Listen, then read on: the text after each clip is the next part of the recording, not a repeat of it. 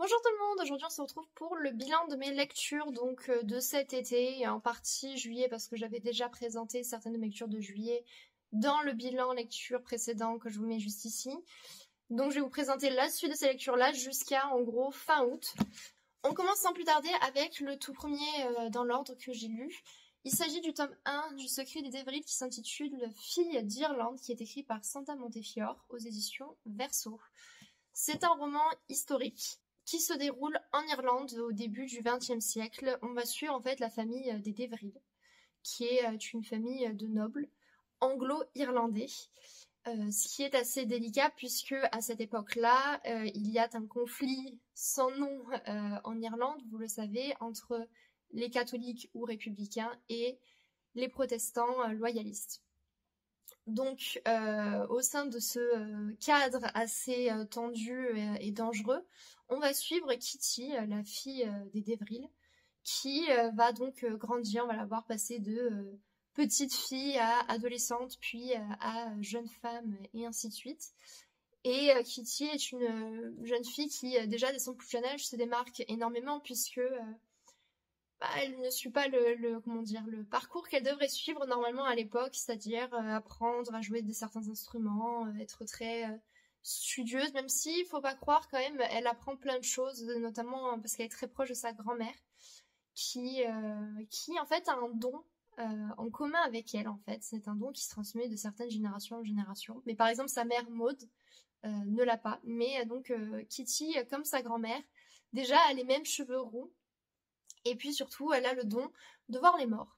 Puisque il y a une malédiction en fait qui entoure le château des Dévriles, puisque ce château-là en fait appartenait aux Irlandais, mais a été clairement volé par les Anglais, par la famille Dévril à l'époque, et donc la famille qui s'est fait voler, les O'Leary à l'époque, on maudit en fait la famille en disant que tant qu'un O'Leary ne récupérait pas cette terre-là, qui n'épousera pas en fait une Dévril plus précisément, tous les hommes, en fait, tous les lords d'Evril se retrouveront prisonniers dans le château à leur mort. Et le seul aspect en fait paranormal, surnaturel qu'on a dans le roman, ça prend pas, je trouve, une place énorme dans le bouquin. Ça a un peu son importance, mais en même temps pas trop comparé à d'autres événements beaucoup plus graves, puisque voilà, on a ce contexte là, ce conflit historique à ce moment-là.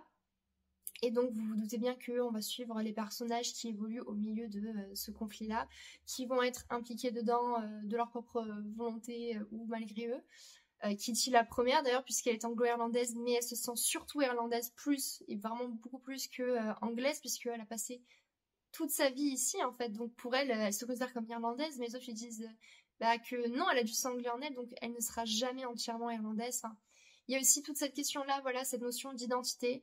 Mais on va suivre aussi d'autres personnages. On va suivre Bridie, qui est une servante irlandaise qui a à peu près le même âge que Kitty quand ça commence. Donc alors au début, elle n'est pas forcément servante, elle est plus sa mère qui elle-même est servante. Mais après, en grandissant, les possibilités professionnelles ne sont pas non plus très importantes.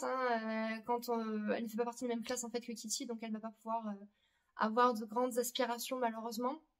Mais elles sont toutes les deux meilleures amies et donc on va avoir un peu cette dichotomie et cette comparaison en fait entre Kitty et Bridie qui on partage le même point de vue sur certains éléments mais qui en même temps viennent de deux contextes sociaux tellement différents que il y a des choses qui sont très frappantes et où on voit justement les différences de traitement. On suit bien sûr d'autres personnages, je vais pas tous les passer en revue, mais j'ai adoré ce premier tome que je trouve plutôt prometteur. Même s'il y a eu quelques petits points négatifs que je vais mentionner après. Mais j'ai beaucoup aimé parce que même si c'est une énorme brique qui fait un peu plus de 500 pages et qui en plus pour le coup n'est pas écrit en gros, ça se dévore. C'est-à-dire que l'autrice parvient déjà à rendre en fait les personnages très accessibles. C'est-à-dire que malgré le contexte de l'époque où voilà, il y a un langage assez soutenu, des mœurs aussi assez différentes des nôtres, on arrive parfaitement à s'identifier aux personnages, à les comprendre, parce que l'auteur quand même développe assez bien la psychologie de ces personnages-là. En plus, on les voit grandir, donc on voit aussi comment ils évoluent. Et il y a quand même beaucoup de choses, heureusement ou parfois malheureusement, qui changent dans leur comportement, leur personnalité. Et puis aussi le fait d'avoir toute une variété de personnages fait que on va s'attacher plus à certains qu'à d'autres et donc on va avoir nos petits favoris. Et ce que j'adore, c'est que comme ils évoluent beaucoup, qu'en plus, selon ce qui se passe dans leur pays à ce moment-là, eux-mêmes ça les bouleverse, ça leur fait prendre certaines décisions ou autres, nous-mêmes en fait notre avis change en même temps qu'eux et évolue en même temps que les personnages. Il y a des petits mystères, des petits secrets aussi, bien sûr, parce que le roman commence en fait beaucoup plus tard, donc on se demande qui est la personne qui, c'est pas du tout un spoil du coup vu que c'est dès le début du chapitre, mais qui est la personne qui rachète le château qui est en ruine. D'ailleurs le château est en ruine, comment ça se fait, qu'est-ce qui s'est passé, puisque le chapitre suivant on repart donc des années, enfin des décennies en arrière et le château est là, il se tient bien en forme, donc il y a plein de questions comme ça qu'on se pose, on se demande un peu qui, quoi, comment, pourquoi. Donc on essaye au fur et à mesure qu'on lit le roman de comprendre qu'est-ce qui s'est passé, qu'est-ce qui pourrait expliquer certains éléments.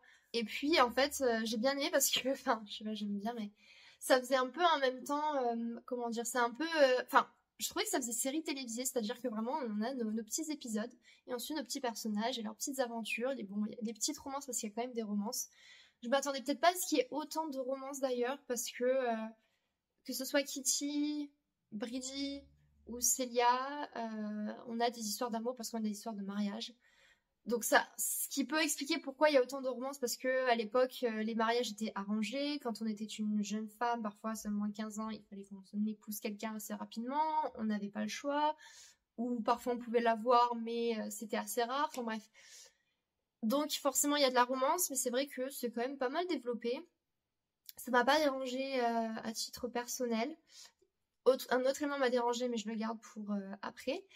Mais voilà, j'ai bien aimé ce côté un peu série télévisée où on suit les personnages, leur évolution, les liens entre eux et entre chaque personnage, puisque pareil, selon les personnages, par exemple, le père de Kitty, on voit lui-même ses propres relations qu'il entretient, que ce soit par exemple avec son épouse Maud, avec ses enfants, notamment Kitty, mais aussi, bon, c'est pas un grand secret, c'est pas un spoil du tout, avec sa maîtresse, etc. Enfin, et puis on voit surtout en fait comment leur personnalité change quand ils sont ils se retrouvent en la compagnie d'un autre personnage. Parfois il se passe pas grand chose, c'est-à-dire que pendant 100 pages il n'y a pas grand chose, mais en même temps on s'ennuie pas parce que je sais pas, même les conversations, les dialogues entre les personnages je trouve sont toujours intéressants ou en tout cas sont agréables à lire, quoi. Vraiment la plume de l'auteur.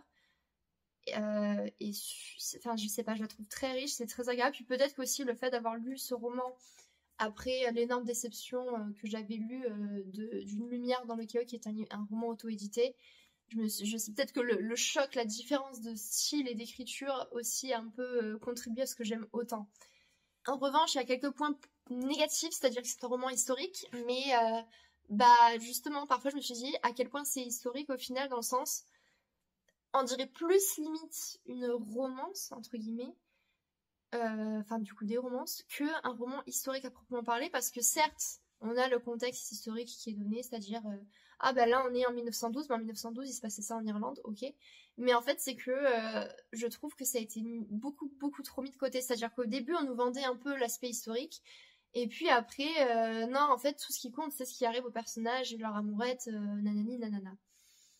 C'est-à-dire que par exemple tout ce combat des Irlandais pour l'indépendance, c'est quelque chose qui est très important et qui dure très longtemps dans le roman.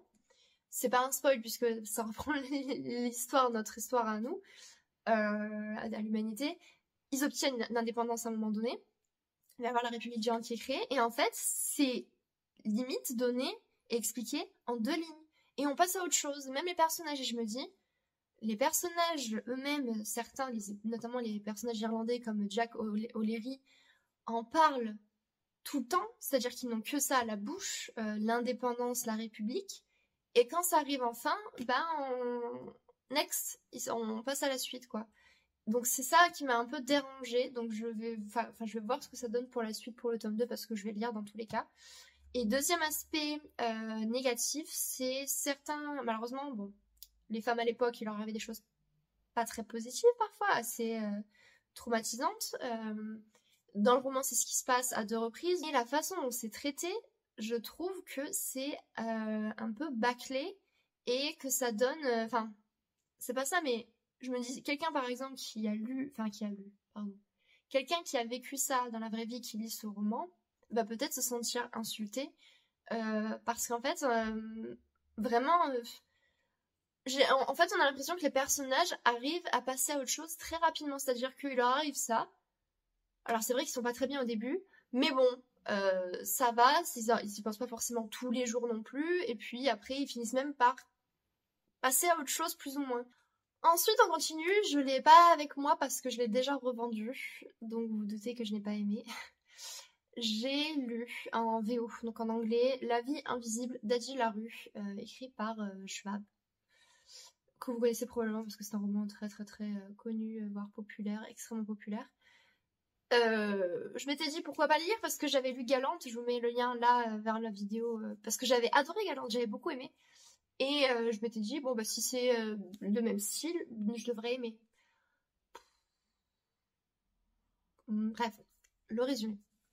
En gros, on a Adi au XVIIIe siècle, qui est une jeune femme qui, en fait,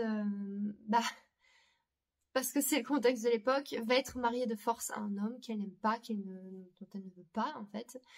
Et surtout, non seulement qu'elle ne veut pas de ce mariage, mais en même temps, elle ne veut pas vieillir. C'est une jeune femme qui se dit, mais je suis en train de gâcher ma vie, je veux pas de ça. Enfin bref. Elle prie les dieux, je fais très rapidement et un peu bâclé, mais voilà, elle prie les dieux. Sauf que elle est tellement désespérée que, en fait, un soir, elle va faire justement ce qu'il ne faut surtout pas faire, c'est-à-dire que elle va prier après la tombée de la nuit.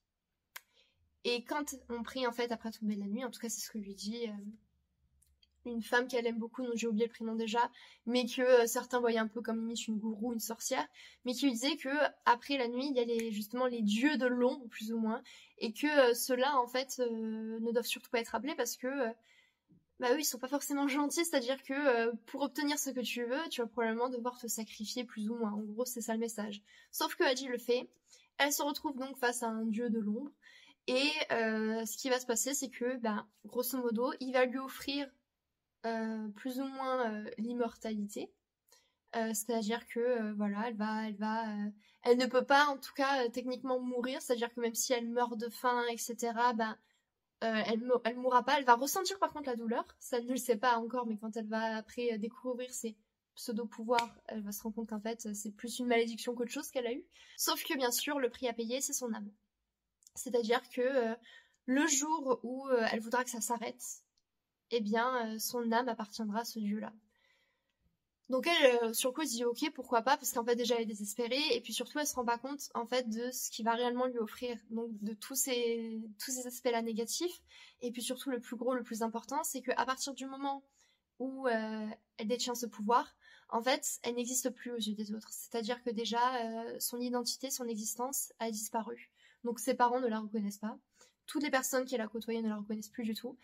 Et encore pire, en fait, même les nouvelles personnes qu'elle va rencontrer ne pourront pas se rappeler d'elle. C'est-à-dire que dès que, par exemple, une porte va se fermer, donc elle ne sera plus en fait dans le champ de vision, ou que voilà, elle va partir 2 minutes quelque part puis qu'elle revient, les gens l'oublient. Voilà, donc elle devient invisible. Voilà, c'est ça en gros le speech. Pourquoi je n'ai pas aimé? Parce que franchement, les points positifs, j'en ai vu tellement peu dans ce roman que voilà, je vais juste dire pourquoi j'ai pas aimé. Sur Instagram, si vous saviez, parce que j'ai déjà mis la chronique sur Instagram.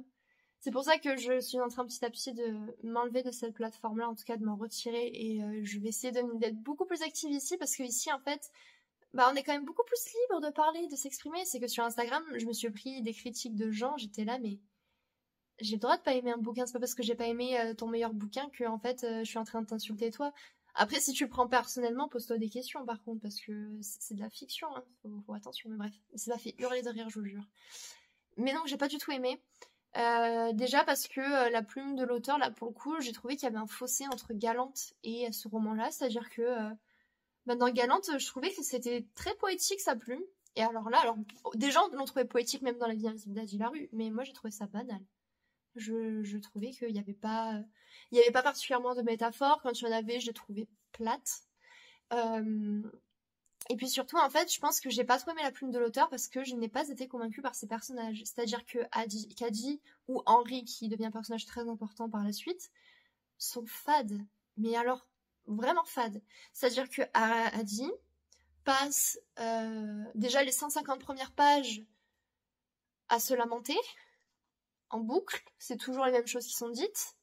Et puis on suit comment elle découvre ses pseudo-pouvoirs, parce que c'est même pas des pouvoirs, enfin c'est juste sa malédiction, quoi. Quelles sont on va dire les clauses de la malédiction, quoi, comment ça fonctionne. Donc voilà, en fait, et c'est ça aussi que j'ai détesté dans ce bouquin, c'est qu'en fait, on est dans le présent, et puis on tourne dans le passé. Présent, passé, présent, passé, présent, passé. Et c'est ça tout le long. On a des anecdotes. Et en fait, le truc, c'est qu'au bout de la 50e page, on a franchement quasiment tout compris de sa malédiction, de comment ça fonctionnait. Sauf qu'en fait, l'auteur décide que, jusqu'à la fin du roman, elle nous remet ses flashbacks pour expliquer, pour reparler de tout ça. Et en fait, j'ai trouvé ça d'un ennui. C'est-à-dire qu'on a compris, c'est bon. On pouvait faire beaucoup plus court, parce que ce roman-là, il fait quand même 500 pages. C'est une énorme brique. Mais non. On nous raconte les trucs, on se répète énormément. C'est-à-dire qu'il y a beaucoup de répétitions. Adi dit toujours les mêmes choses, pense toujours les mêmes choses, voilà. Et puis après on a Henri, on se dit Henri au début il est plutôt cool, et puis en fait Henri est un homme sans personnalité, je trouve. C'est horrible, mais il est plat. En fait, je trouve qu'il n'apporte rien. Lui-même au final est là, ouin un peu.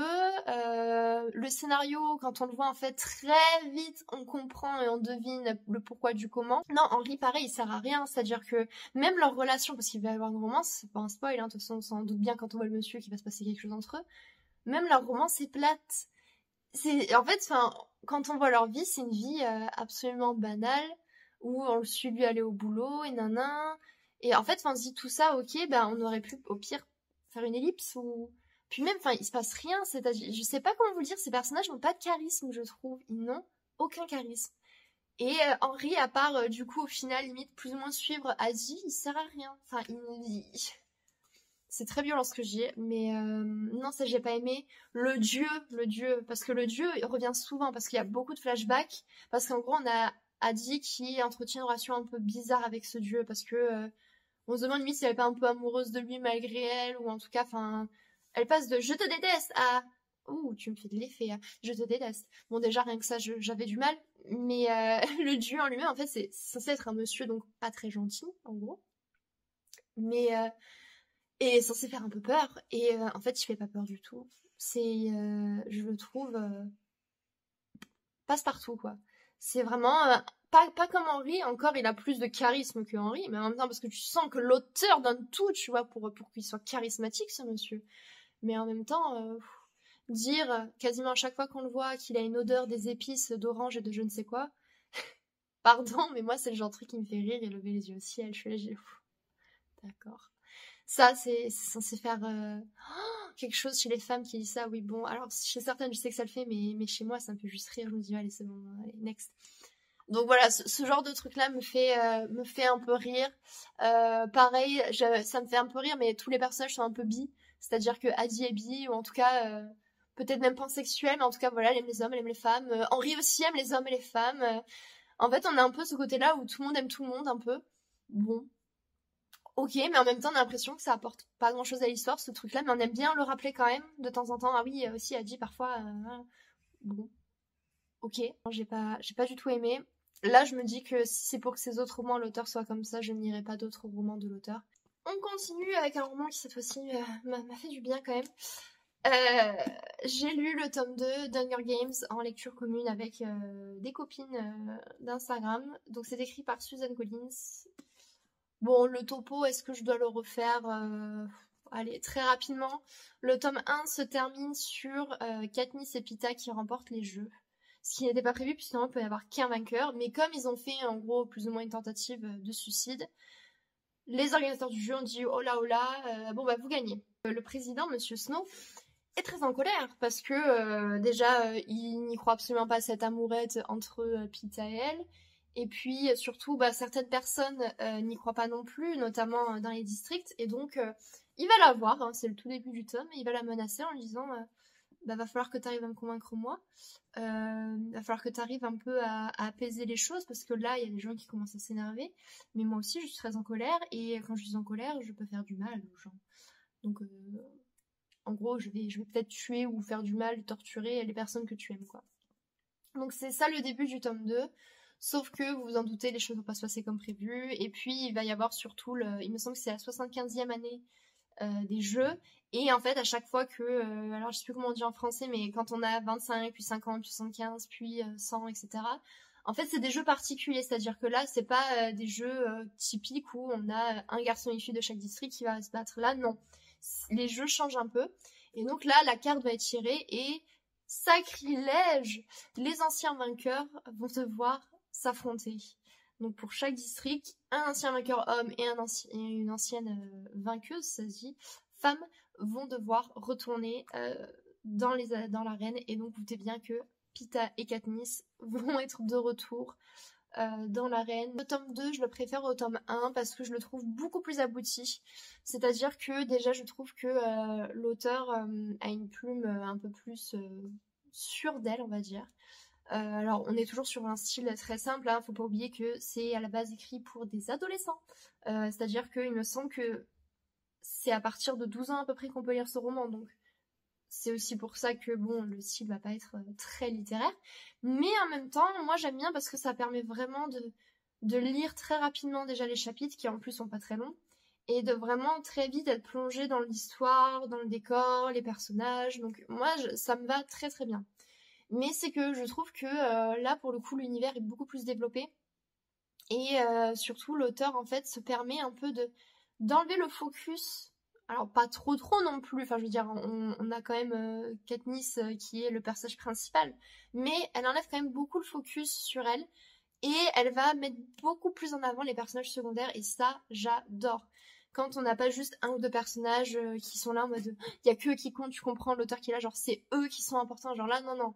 Il y a d'autres personnages secondaires qui vraiment ont un rôle clé dans cette histoire, dans cette rébellion. Et j'adore parce que du coup, on va beaucoup plus en apprendre sur ces personnages-là, mais aussi sur les autres districts, le fonctionnement du gouvernement, du système. Et comme j'aime les univers dystopiques, j'ai forcément adoré en apprendre plus sur tous ces éléments-là. Mais vraiment, aussi, ce que j'ai aimé, c'est que comme on s'ouvre beaucoup plus au niveau des autres personnages, Katniss aussi va s'ouvrir aux autres. Et donc ça aussi, j'ai aimé le fait que, voilà, elle va réussir pour une fois à vraiment faire des alliances avec des autres et à vraiment créer un certain lien. Et donc ça, j'ai beaucoup aimé parce que, voilà, elle-même, elle évolue. Pareil, Peeta, on le voit plus du tout comme le boulet de service. Là, on voit quand même quelqu'un de très intelligent et qui a beaucoup d'atouts. Et donc ça aussi, j'ai beaucoup aimé parce que Peeta, quand même, Peeta, c'est pépite, ce monsieur. Donc il était temps d'enfin lui...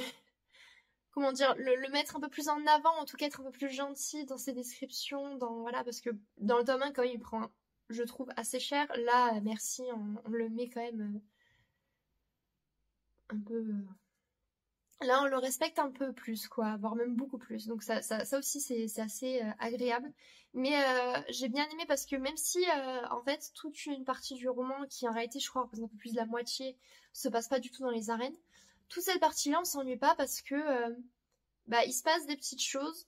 Et puis, surtout, ça permet d'en apprendre tellement sur l'univers, comme je vous ai dit, sur les districts, et surtout sur cette rébellion qui, discrètement, est en train de se mettre en place. Et donc vraiment, je vais pas parler plus que ça parce que bon, j'ai pas 10 000 choses à dire sur Hunger Games parce que voilà, c'est pas une grande œuvre littéraire, hein, c'est surtout divertissant, je trouve, mais comme c'est la dystopie, j'aime beaucoup les dystopies, donc j'ai bien aimé. Mais voilà, vraiment le tome 2, je le préfère largement pour le moment au tome 1, même si j'ai beaucoup aimé le tome 1. Et donc, écoutez, il restera plus qu'à lire le tome 3, c'est prévu d'ailleurs pour courant du mois octobre.